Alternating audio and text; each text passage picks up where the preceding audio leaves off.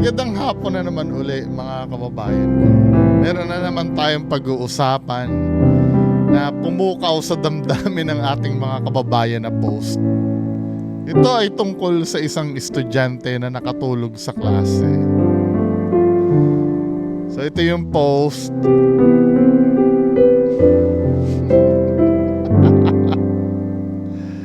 So ito, yung working student, estudyante mo, kaya hinayaan mo na lang maidlip sa klase, sabi gano'n. Yung working student na estudyante mo, kaya hinayaan mo lang na maidlip sa klase. So sinasabi dito sa post na working student daw kasi yun si student niya, kaya niya hinayaang matulog sa klase. Okay, class, good afternoon. Kaya mo na siya matulog. Oh, napakabuti yung teacher. So pumuri siya ng pumuri siya ng mga comment. Umani siya ng maraming papuri sa comment section na hinayaan daw. Kasi nagtatrabaho sa gabi, di ba? Yan ang mga gustong-gusto ng mga Pinoy yung mga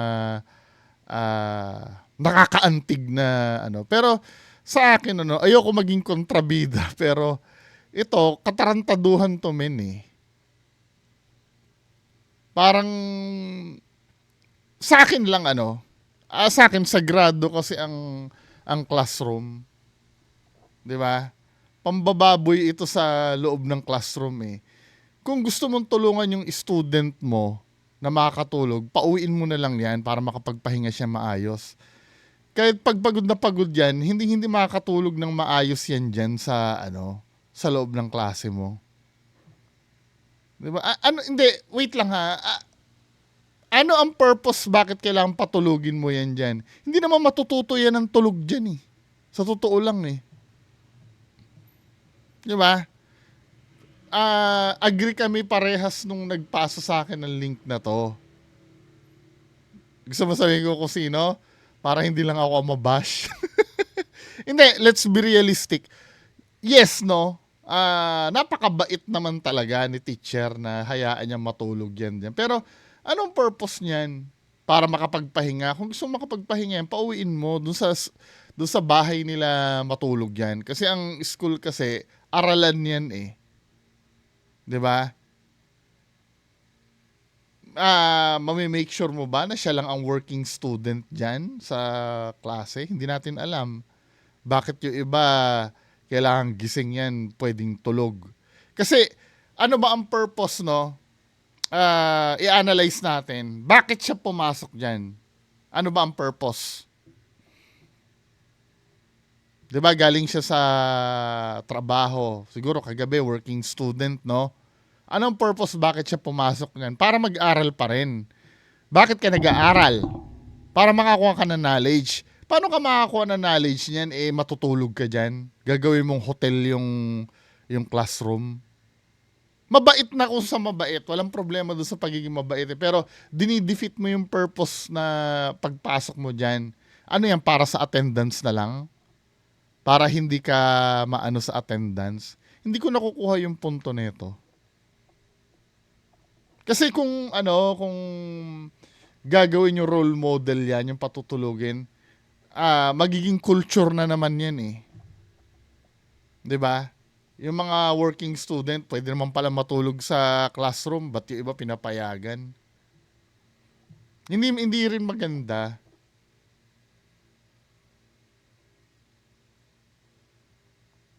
Hindi siya maganda. Magalit na kayo sa akin kung magalit kayo dahil binasag ko yung trip nito. Pero, kabulshitan ito para sa akin. Kasi pinatulog mo dyan. Anong reason ba't pumunta pa yan dyan? Hindi rin naman pala mag-aaral. Tutulugan lang yung school nyo. Diba? Ano yan, para sa attendance lang? Tapos pag bumagsak yan dahil wala siya maisagot, kukonsensyahin ka pa. 'Di ba? Hindi pwede yan. Kadami-dami ng mga ng mga working student no na hindi naman natutulog sa classroom. Well, trip ni teacher yan hindi ko pakikialaman pero kung dahil hiningi ang opinion ko tungkol dito, hindi ito maganda. 'Di ba? Dinidefeat mo yung purpose kung bakit pumupunta sa school kung matutulog ka Mas magandang kung gusto mo magpahinga dahil pagod ka, doon ka na lang sa bahay niyo, huwag ka nang pumasok. At least yun, may stretch mo pa yung paa mo doon. Mare-restore mo pa yung yung pagod mo, 'di ba? Kasi bakit ka pa nag-working student kung matutulog ka rin lang sa klase? Hindi ko nagigets yun.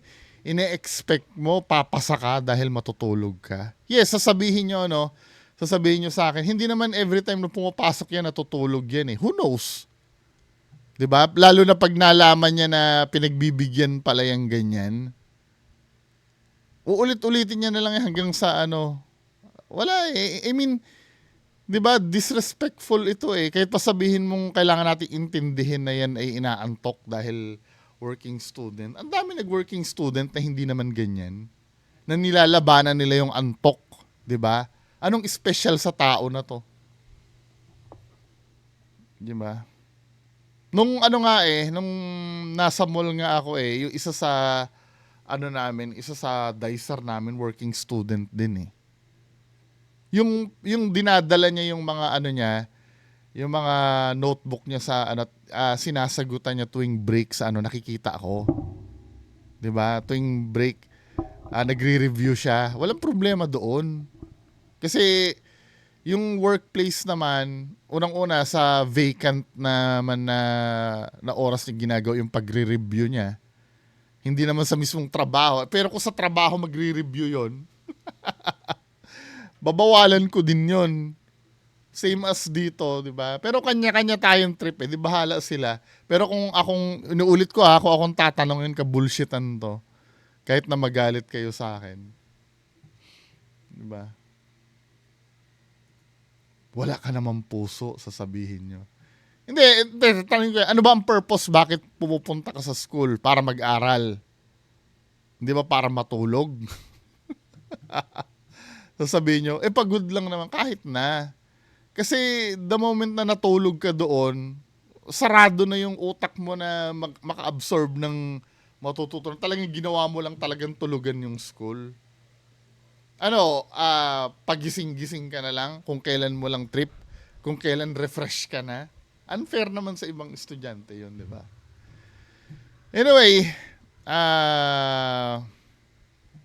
proceed tayo next. Ano tong video na to?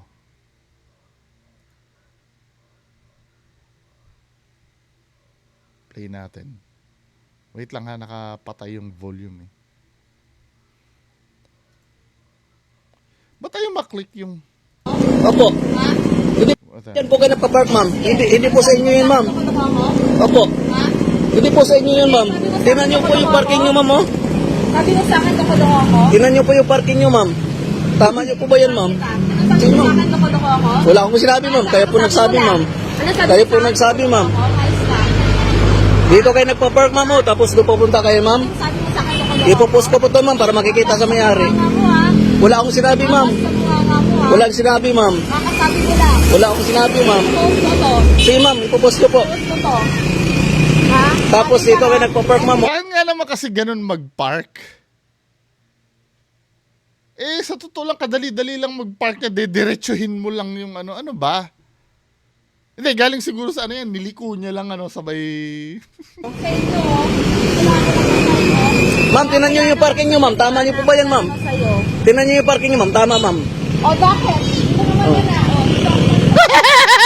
Nilaban niya pa no? Sabi mo akong loko-loko? Tama yung parking niyo, ma'am. Bakit sabihin ako ng loko? Tinan niyo yung parking niyo, ma'am. Kung tama, ma'am.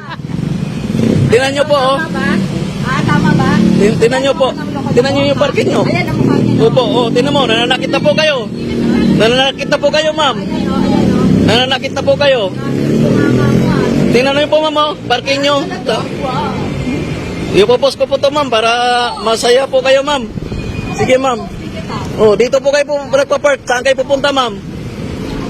Tama niyo po ba yung ginawa niyo ma'am? Nag-viral itong... Hindi kasi ganito. Kung mali si ma'am, mali naman talaga. Para naman tanga yung parking. Pero sometimes, no, katulad nito, play mo ha. Nagpa-park ma'am. Hindi po sa inyo yun ma'am. Opo. Hindi po sa inyo. Inamin mo na loko-loko siya. Hindi ganito kasi, kung totoo man kasi yung sinasabi ni ma'am, pwede naman kasing magsalita ka lang ng maayos. Na, minsan sa mga Pinoy, no, hindi ko naiintindihan kung nakakadagdag ba ng, mas hindi tatanggapin yung pag ginaganon mo eh. Hindi sa kinakami, mali, usapan natin, mali ito ha. Mali ito si ate. Pero sometimes tayo mga Pinoy, bakit kailangan natin magsalita nung loko-loko ka? I mean, katulad nun mayroon tayong nareakan dati na rider na yung ginigit-git siya. Tapos sisigawan ng rider, siraulo ka pala eh. Eh syempre, alam mo yon, pwede naman sabihin na, boss, wag mo naman akong git-gitin. Tapos sasabihan niya, siraulo ka pala eh.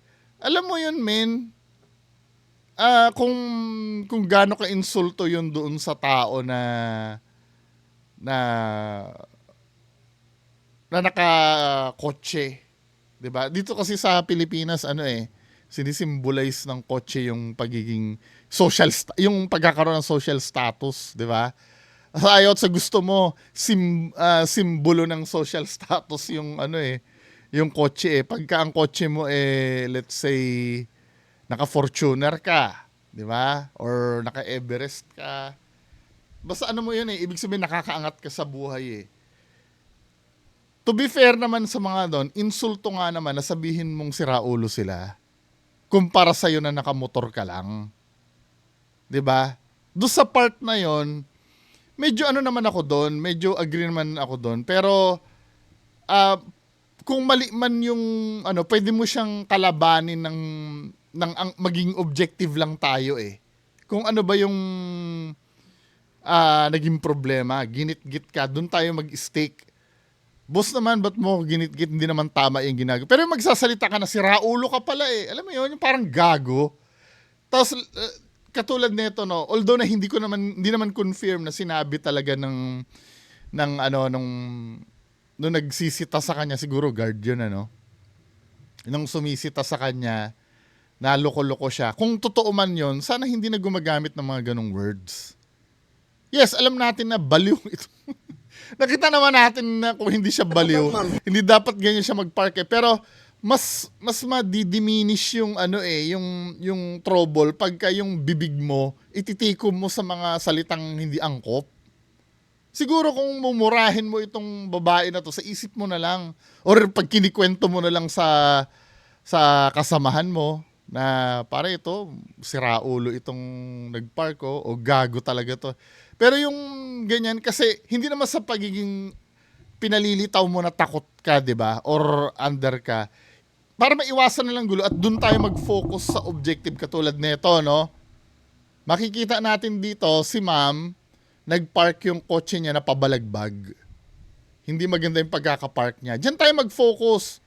Ma'am, pwede naman pong pakiayos yung nyo, yung pag-park nyo. Di tatarayan ka. Ma'am, ako po kasi yung pagagalitan eh. Huwag mo nang sabihin na, loko-loko ka pala eh. Alam mo yung kadalasan mga pride nating mga Pinoy wala sa lugar eh. 'Di ba? Wala sa lugar. Kaya minsan iskandalo sa daan. Dahil just sa putang ng pride na yan eh. Hindi mabawas-bawasan eh. Parang, alam mo namang ma-pride ka, malamang ma-pride din ito dahil di kotse siya. 'Di ba? Tamo, na-focus yung away nyo dun sa pagiging loko-loko niya. Hindi dun sa mismong issue nyo. 'Di ba? Sa mga na yan, sa mga ganyang away, kahit mapa-online man na away, yung mga hindi kasama dun sa hindi kasama sa issue, Diba? Feeling ko malaki ang chance kung ito ay kinausap mo ng maayos na hindi siya nagsalita na ano. Pero kung talagang wala ka naman talagang sinabi, pero dito inamin mo dito eh. Sabi mo dito, sabi ni ma'am kasi Kaya nagpa-park, ma'am. Hindi po sa inyo yun, ma'am. Opo. oh, di ba? Loko-loko ako. Opo. Pero whatever it is, yung lesson na matututunan natin dito, sana hindi na lumalim ito kung inayos nyo na lang sana yung pag-uusap nyo. Oh, next video tayo, next video. Ito. Nag-viral daw ito eh. Itong magjowa, nag-viral online dahil sa simpleng date sa Angel's Burger. Oh! Hindi, kung tutuusin, wala namang masama dito eh. Siguro hinangaan nila ang one set kasi ng Angel's Burger 50 pesos, tama? Buy one take one na yun, alam ko yata eh. Buy one take one then at isang Mountain Dew. Basahin nga natin to. So, the couple touched the hearts of many online after sharing a simple but romance date at Angel's Burger.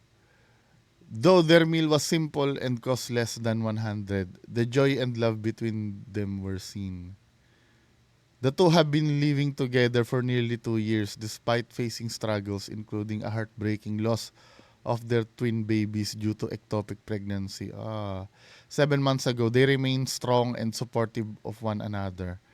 Sometimes, sige, isa ng reason yung syempre wala kang budget, kaya dyan ka bibili, di ba? Kasama na, yun ang unang reason. Pangalawang reason, malay lang natin kung madaling araw na yan, wala nang ibang mapupuntahan, yan lang ang bukas. 24/7 yan, di ba? Walang malapit na 7-Eleven, walking distance sa bahay.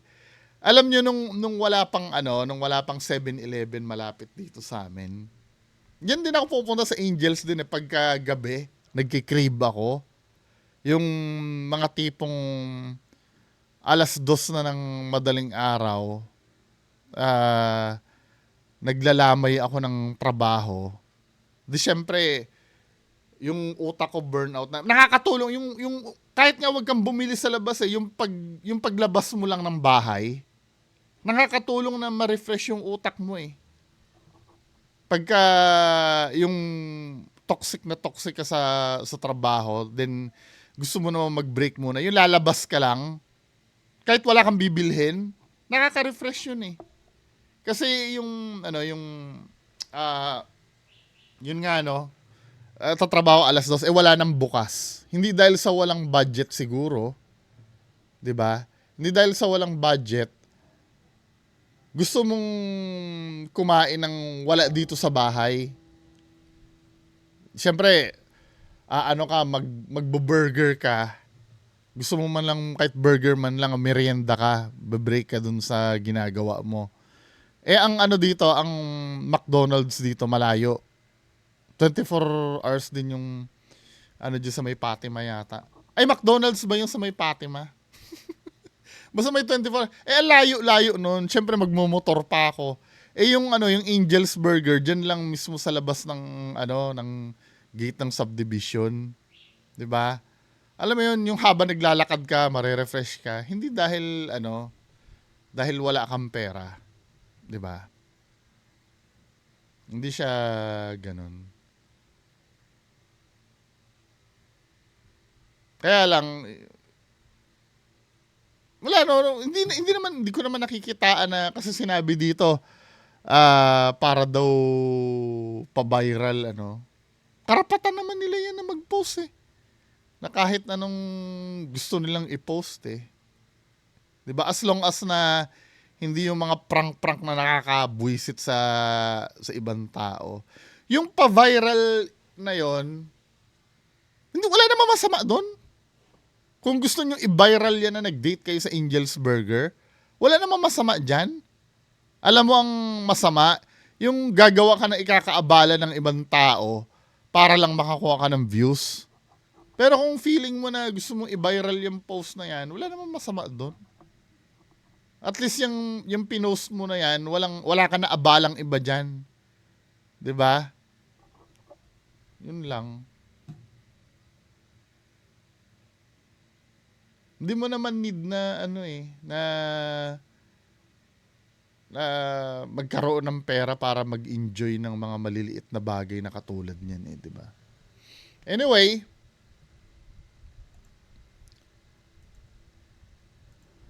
last video. Ano to?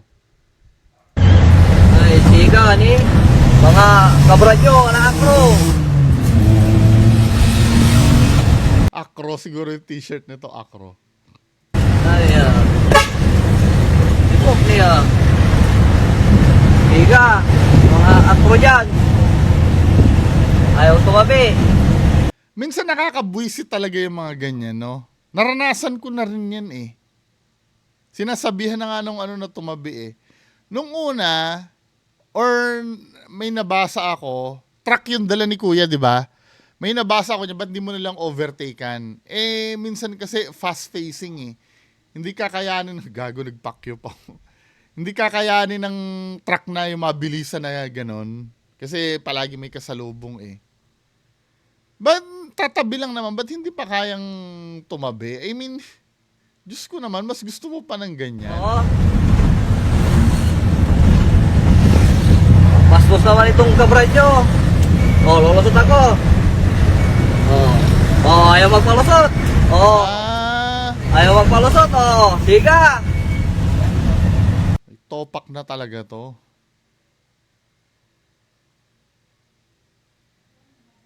Ewan ko, ba't may ganyan? Dapat binunggo mo na lang ng konti yung puwet.